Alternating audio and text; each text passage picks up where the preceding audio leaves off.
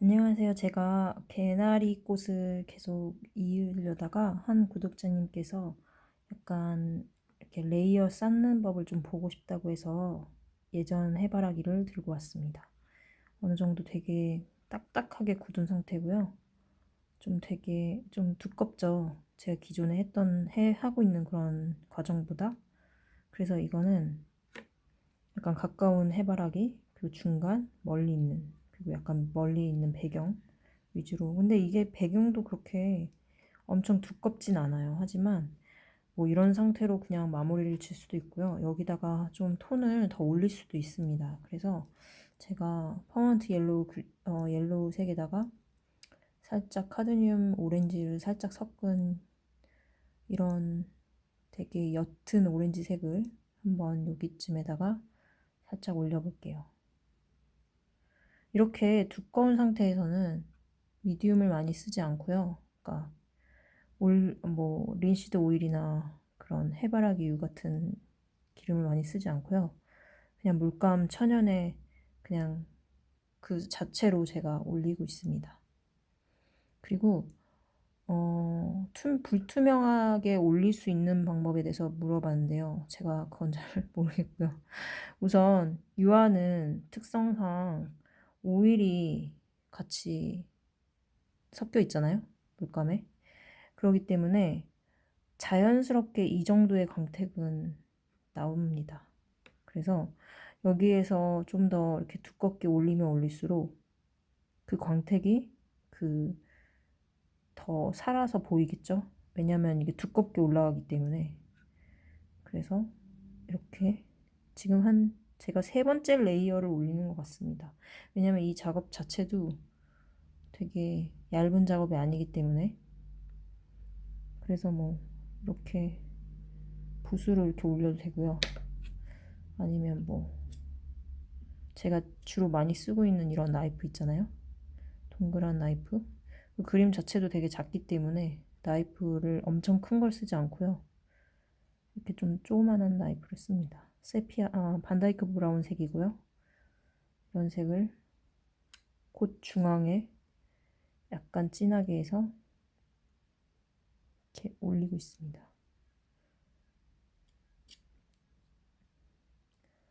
여기쯤 되는 레이어 작업은 주로 이렇게 밀도감을 주로 올리는 작업이기 때문에 사실 언제든지 마무리를 해도 상관없다고 생각됩니다. 하지만 유화는 계속 하면 할수록 그 밀도감과 그 깊이감을 자아낼 수 있기 때문에 이렇게 계속 두껍게 올리는 작업을 하시면 제가 기존에 계속 얇게 그리는 방법이 주는 그런 맛이 좀 다르게 좀 깊은 맛을 유화만의 그런 걸 느끼실 수 있을 것 같네요. 지금 되게 딱딱해요. 딱딱하게 굳었어요.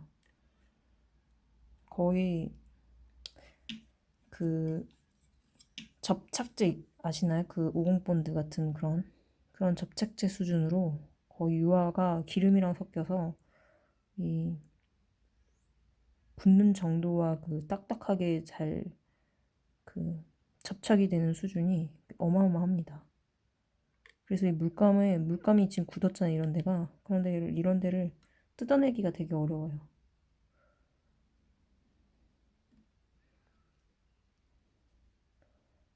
이파리를 조금 더 위에 올리겠습니다.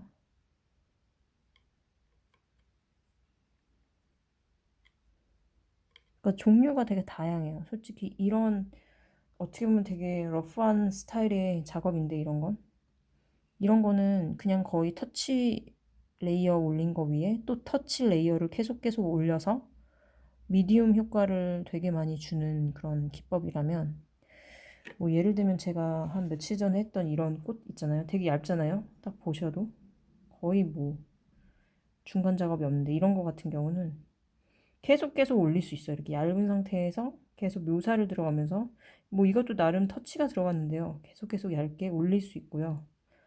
이런 거 같은 경우는 좀 되게 두껍게 작업을 진행을 했기 때문에 그 위에 또 얇게 묘사하면서 들어가기는 좀 어렵겠죠.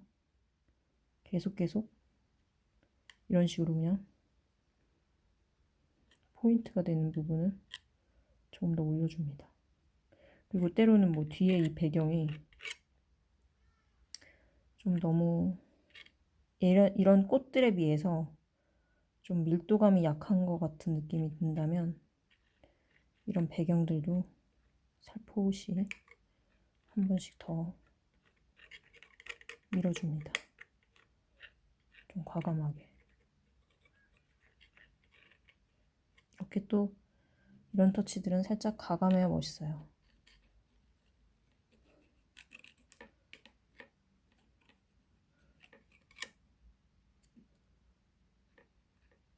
그래서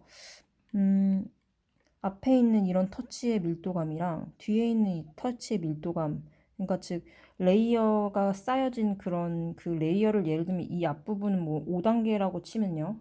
그러니까 5번째로 이렇게 레이어를 쌓은 거예요. 첫 번째, 두 번째 말리고 한 4일 있다가 또다시 또 레이어를 또 쌓이면서 계속 유화 작업을 하다가 말리고 또 쉬었다가 말리고 이런 식으로 하면서 비교를 해보는 거죠. 전체적으로. 아, 여기는 좀 레이어가 덜 쌓인 것 같다. 그걸 어떻게 보면 아시냐면요. 그냥 육안으로 봐도 여기 캔버스 올이 보이잖아요. 이런 거. 이런 건 좀 덜 돼 보이는 느낌이 들죠. 그러니까 이런 스타일의 유화 작업 같은 경우를 말씀드리는 거예요. 전체 모든 유화가 그렇다는 게 아니고요. 덜 그린 스타일대로 그냥 끝낼 수도 있는데 뭐 예를 들면 이렇게 좀 두꺼운 상태의 유화를 그리겠다 하시는 분들은 간혹 뭐 레이어를 뭐 거의 20, 30까지도 올릴 수 있기 때문에 그럴 때는 전체를 보면서 전체 레이어가 이제 잘 단계가 맞도록, 그러니까 그 말은 뭐 이렇게 약간 이렇게 밑에서 이렇게 보시면 네, 캔버스 화판입니다. 두께감을 볼 수가 있잖아요. 한 요 정도 두께감이 나오는구나. 네, 그렇게 하면서 앞에 레이어 꽃 그린 거서부터 뒤에까지 계속 터치를 쌓아가면서 거의 뭐 이런 거는 가까이서 보면 뭘 그린지 몰라요. 하지만 이렇게 실눈을 뜨고 보면 아 이게 꽃밭이구나 이런 게 알 수 있듯이 네 퍼머넌트 이거는 뭐냐면 지금 약간 옐로우빛이 감도는 그런 징크 화이트를 만들어 놓은 거예요. 여기다가 프루시안 블루를 살짝만 타서 저 뒤편에 있는 이런 것들을 약간 좀 덜 돼 보여서 이렇게 좀 터치로 제가 넣어 보겠습니다. 너무 튀는 것 같아서 색을 블루기를 약간 옐로우를 섞어서 약간 다운을 시키고 있습니다. 에메랄드 빛을 만들면서요. 뒤에도 이렇게 산기슭이 딱 펼쳐져 있는데 이거를 뭐 굳이 묘사하지 않아도 됩니다. 그냥 이렇게 터치로 뭔가 있는 것 같은 느낌? 뒤에. 그러면서도 너무 일관적으로 색이 비슷하면 별로겠죠? 블루를 약간 더 넣어줄게요.